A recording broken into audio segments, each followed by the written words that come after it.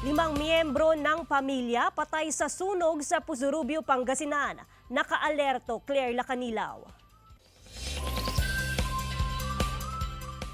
Makikita sa amateur video ang paglagablab ng apoy sa tatlong bahay sa Barangay Poblacion District 4, Puzurubio, Pangasinan. Umabot sa ikalawang alarma ang sunog na tumagal ng higit 2 oras bago idineklarang fire out.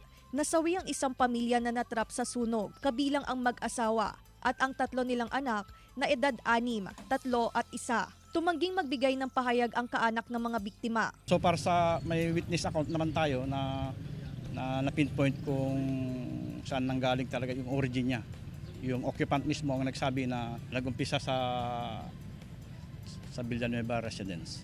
Dinedetermine namin yung origin, then yung possible na cause of fire niya, yung sa electrical.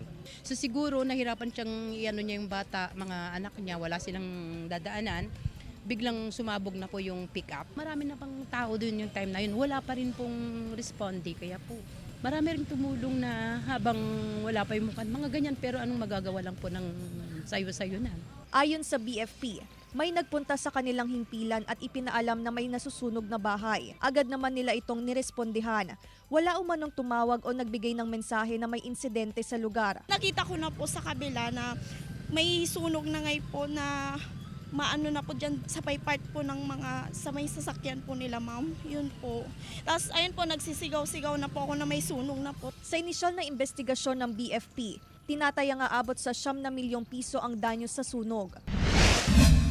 Nasunog ang isang resort sa Barangay Corocor, Bacara, Ilocos Norte. Tinatayang nasa 5 milyong piso ang pinsala ng sunog. Iniimbestigan pa ng BFP ang sanhi ng sunog. Wala namang nasaktan sa insidente.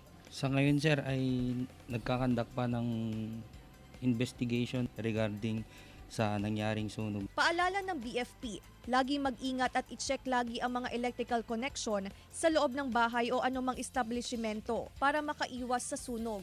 Iwasan din ang sabay-sabay na paggamit ng electrical appliances. Claire Lacanilaw para sa Mornings with Jimmy Regional TV.